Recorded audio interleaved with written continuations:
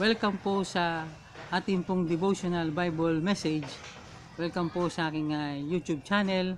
Sana po patuloy kayong mag-subscribe at ipag-pray po ang ministeryo po na ito na pag-aaral ng salita ng Diyos. Ngayon po sa Ephesians chapter 1 verse 12 and 13. The Bible says that we should be to the praise of His glory who first trusted in Christ. Verse 13, in whom ye also trusted after that ye heard the word of truth, the gospel of your salvation, in whom also that ye believe, ye were sealed with the Holy Spirit of promise.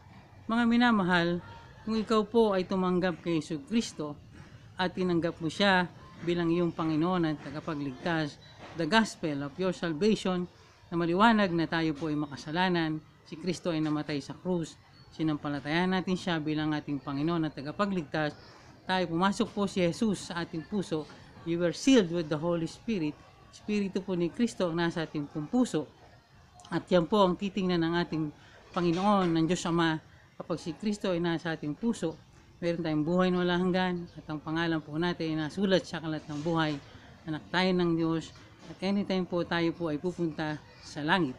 Kaya maliwanag po ang Biblia na lahat ng tumanggap kay Kristo ay sinilyaduhan na promise ng Panginoon. Ito po ay permanente po nasa ating puso. Si Jesus hindi na ho yan aalis.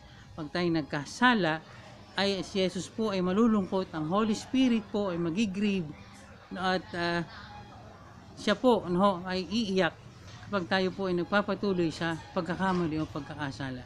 Pero kung tayo hihingi ng tawad po sa Diyos, ay tayo po ipapatawarin ng Panginoon. Kaya magpasalamat tayo sa Panginoon sa gospel na ito, sa mga pastor, sa mga mangaral, na patuloy na pinapangaral ang kaligtasan na ito, na maliwanag sa banal na kasulatan na tayo po ay pag-aari na po ng Diyos.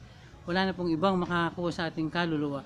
Pero ang katawan na ito ay pwede pong makuha ng kalaban, pwede pong madala ng hindi po magagandang mga tao sa ibang mga kasalanan. Kaya napakahalaga ay patuloy po tayong manalangin, patuloy po tayong magbasa ng Biblia, patuloy po tayo na mag-church every Sunday upang mapunuan ang pangailangan pang-spiritual po ng bawat isa. Kaya mga minamahal, huwag tayong magsawa noon ng mangaral ng salita ng Diyos.